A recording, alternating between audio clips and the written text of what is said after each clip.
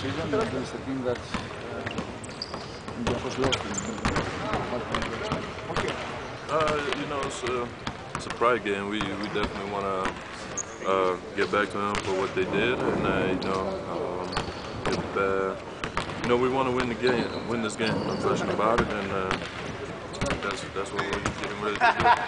Ένα παιχνίδι περηφάνειας, δεν υπάρχει αμφισβήτηση ότι θέλουμε να κερδίσουμε για να πάρουμε λύση για αυτό που μας φάγαμε στο Βελιγράδι και γι' αυτό λέει θα είμαστε έτοιμοι να κερδίσουμε.